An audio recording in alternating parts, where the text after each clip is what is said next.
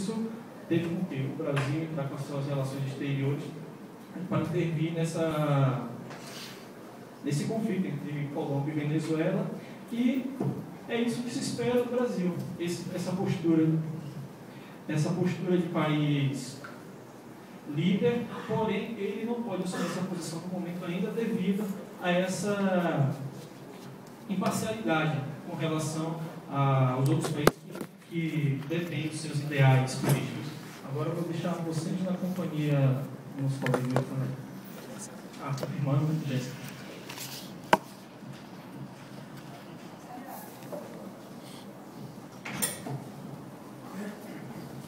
Boa noite.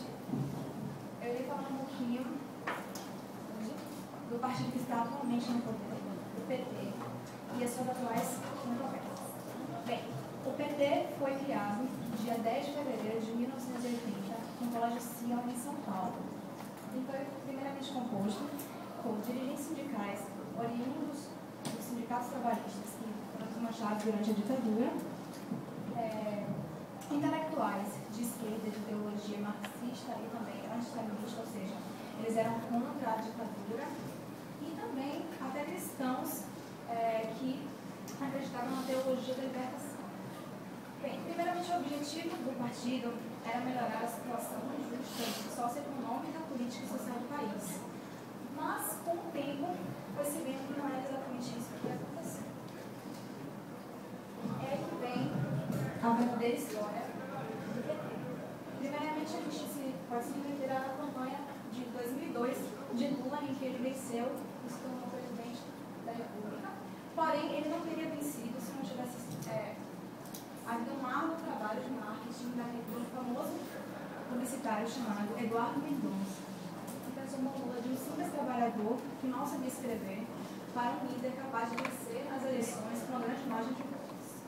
Posteriormente, foi descoberto que Lula Mendonça, como ele era chamado, estava envolvido num escândalo no mensalão e recebeu milhões de reais e depositou na conta que ele criou nas Bahamas e alegou, dizendo que eram oriundos de trabalhos que ele fez para a publicidade do PT. Além disso, tem essa frase que a gente criou, Lula lá, Dilma aqui agora, e a dezenas de ministros, que explica exatamente que para o PT nem sempre a prática e a teoria andam juntas. Por quê? Porque Lula, antes de ser eleito presidente, ele criticava abertamente os ministérios e os cargos comissionados que estavam vinculados a ele e que existiam. Posteriormente, já eleito, ele fez exatamente o contrário do que ele disse. Ele manteve os ministérios e criou mais ainda, e junto com ele vieram os cargos comissionados que ele tanto criticava. Então a gente vê que o governo que se diz de esquerda, se diz anticapitalista e anti das privatizações, acaba tendo como maior fonte de lucro os banqueiros e acaba privatizando também a previdência social dos servidores públicos. Então isso é uma grande contradição. E somos nós que estamos sustentando essa situação. Obrigada. Agora eu passo a palavra para o meu colega Paulo Marcos.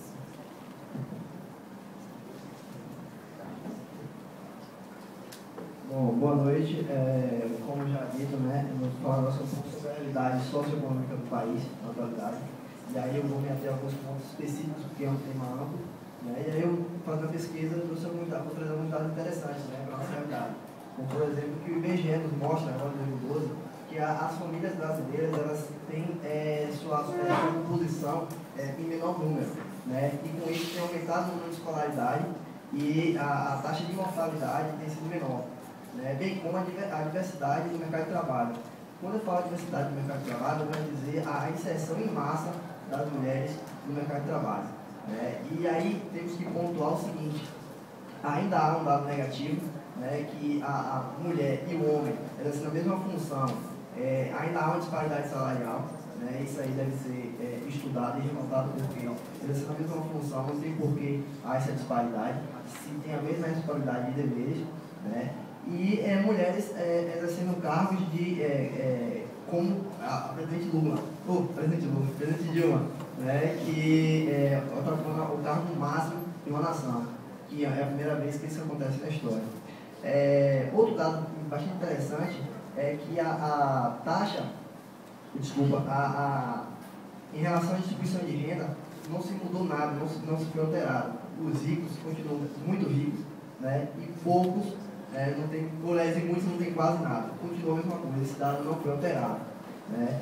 E aí, em relação a isso, temos a questão das famílias, que hoje em dia nós não podemos mais falar em relação à composição familiar. Tendo em vista essa legalidade da relação afetiva, então não é mais composto pelo tradicional, homem, mulher, né, filhos. Hoje em dia é composto por diversas situações, né? E aí o que acontece? Podemos perceber que a mulher, isso é estudos do IBGE, quando a mulher ela tem menos de 4 anos de estudo, ela tende, na pesquisa mostra isso, tem mais filhos. E mulheres com 8 anos ou mais de estudo, menos filhos. Tá? E aí o que acontece? Trazendo para a nossa realidade social e econômica, nós podemos perceber que a mulher, sendo inserida com o maior número no mercado de trabalho, elas passam a ser chefes de família. E no estudo mostra que 36% das mulheres, né, que estão trabalhando, elas são chefes da família. No universo de 57%, elas são 36% que são chefes de família. Bom, trazendo um pouco para a nossa realidade econômica, o FMI fez um levantamento, e os seus países membros, que são 187, o Brasil é o único que conseguiu ter um custo de vida acima dos Estados Unidos. Né? Então, assim, num universo de 150, que são os países em desenvolvimento, né? que estão emergindo, o Brasil ele consegue ser o único a superar os Estados Unidos.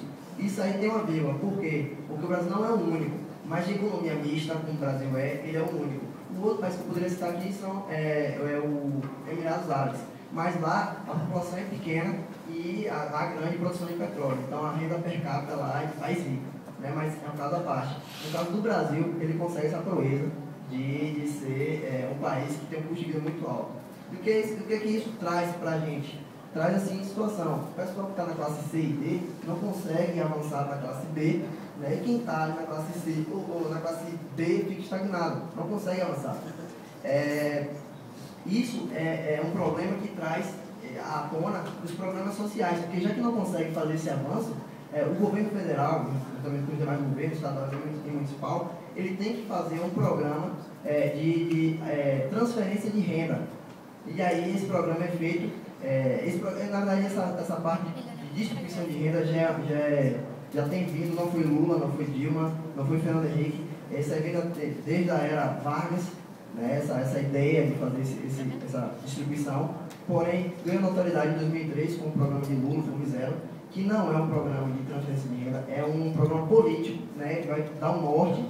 E aí, dentro desse programa Fome Zero, existem 30 outros programas, como hoje ainda persiste, né, que é o programa Bolsa Família, Bolsa Alimentação, Vale Gás e aqueles tantos outros programas.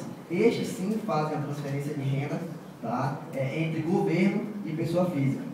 Tá? E só que aí está o problema, que aí eu vou fazer um link para a próxima chamada, no próximo slide, que será que por que o pessoal mantém esse pessoal classe C e classe D? É porque não tem vontade de tirar de lá? Fica interrogação. A indústria da miséria e da fome tem lucro para muita gente. Nós vamos ver agora como o Copeiro Fanel. Bem, pessoal, boa noite. Dar continuidade aqui aos nossos trabalhos. Indústria da seca. Fica aqui uma pergunta rápida. Quem ganha com isso aí? Bem, a indústria da seca,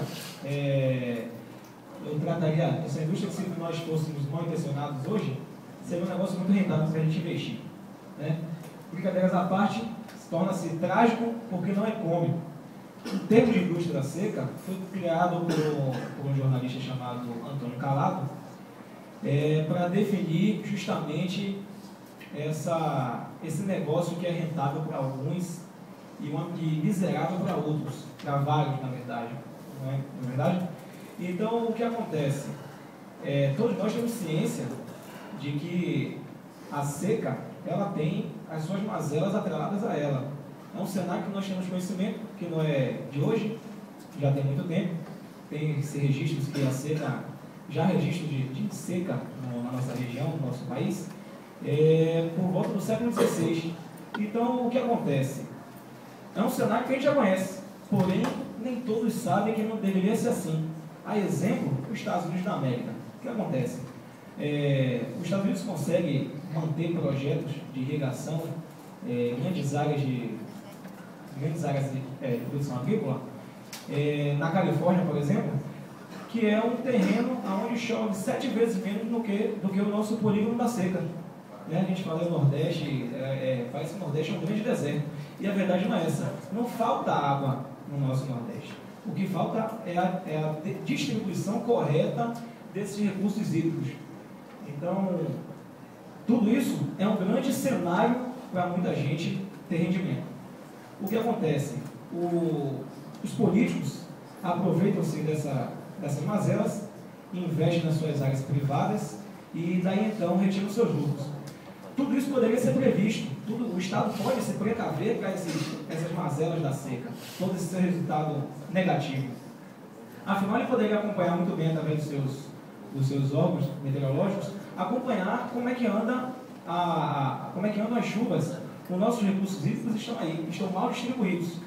Então, não utilizando essa ferramenta, que é se precaver para a seca, muitos estados e municípios aproveitam para se beneficiar. Tudo seria um grande pano de fundo. Na verdade, o Estado poderia construir barragens, açudes e fazer uma melhor distribuição desses recursos hídricos. Porém, os nossos políticos, no âmbito principalmente municipal, não estão tão interessados nessa correção desse cenário. Então, torna-se um pano de fundo para salvar quem morre de fome, as nossas verbas emergenciais e o nosso grande calo, que são as nossas obras e serviços que são prestados sem o devido processo legal, sem o meio que o Estado fiscaliza através da Procuradoria, a dispensa de licitação. Então, nós fazemos as nossas obras, tentando agilizar essas mazelas da seca, então vê que não realmente está resultado. Um exemplo seria um açude em Cedro, que fica em Quixadá, no Ceará, em que ele foi feito com ferro importado e detalhes de pedra talhado à mão. Então seria como oferecer um banquete para quem não tem que comer com pratos de porcelana e talheres de prata. Outro exemplo, a gente trazendo para o nosso âmbito estadual, Bahia. Bahia foi um dos estados que mais sofreu com a seca deste ano, chegando a ter mais de 170 municípios em estado de emergência. E aí, quando o Estado reconhece o estado de emergência, que é decretado pelo governo federal, os políticos podem ficar à vontade para acionar os serviços, prestar os serviços e fazer suas construções com dispensa de licitação. E a nossa obra faraônica seria a nossa transposição do Rio São Francisco, que muitos acreditam que seria a solução dos problemas do Nordeste. Mas não é bem verdade. A gente poderia até fazer um time de futebol, quem acredita que seria a solução e quem acredita que isso, na verdade, vai levar à morte do velho Chico. Na verdade, uma obra que estava orçada, na verdade, projeto apresentado em 2004, seria finalizado a sua primeira etapa em 2006, no custo de 2 bilhões de reais. Na verdade, essa primeira etapa só foi ser concluída em 2010, final do segundo mandato de Lula, Então, fica meio complicado. Seria a entrega no final, foi entregue no final do segundo mandato. Então, tudo parece que é muito combinado. Hoje, já está por volta de 8,5 bilhões de reais. E não tem previsão da obra terminar, está atrasada, e sem previsão também dos nossos recursos para escoar por esse rio, juntamente com essa água. Tá certo? Então, vou passar a palavra aqui para o Josmário, para ele dar continuidade. E obrigado pela atenção, senhores. Boa noite a todos. Tudo isso que foi dito aqui gera exatamente isso. Política, politicagem. Um tema muito controverso no nosso país. Um tema que eu acredito que causa indignação em muitas pessoas. Eu acredito que muitos têm opinião própria, outros não têm porque preferem não comentar.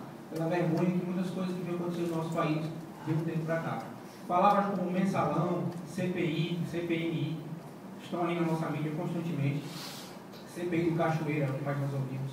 E entendendo um pouco disso, foi dito aqui pela nossa colega Jéssica, a candidatura do Lula foi um golpe de marketing. Um homem que não tinha instrução, um homem que não tinha muita orientação acadêmica, consegue chegar à presidência da República como um herói brasileiro. Ganhou vários prêmios, depois de ser eleito, foi reeleito. Por fim, para chegar a esse meio político, ele precisou de incentivo, tanto privado quanto público. Ele precisou apoiar, porque no início da sua candidatura, quando ele tentava ser um político eleito, um presidente eleito da nação, ele dizia que não queria uma quantidade de ministros, ele dizia que ele não ia colaborar com a corrupção, mas para sustentar sua candidatura e conseguir vencer o partido de direita, porque ele era esquerdista, ele precisou se aliar, fazer parcerias. E para isso ele precisou sustentar vários ministros e várias formas de governo. Com isso, apoiando o mensalão, que, para explicar o termo, né, que ficou popularmente conhecido, mesada mensal para parlamentares, ministros, deputados, que votavam em emendas, votavam em projetos de lei para que outros políticos fossem beneficiados e assim eles ganhavam mesada e prêmios, né, valiosos, riquíssimos. Era uma vez uma história ou história. O Brasil está passando pela história de fato do que está acontecendo ou somente tudo é um conto de fadas. Hoje nós nos deparamos com situações claras na mídia.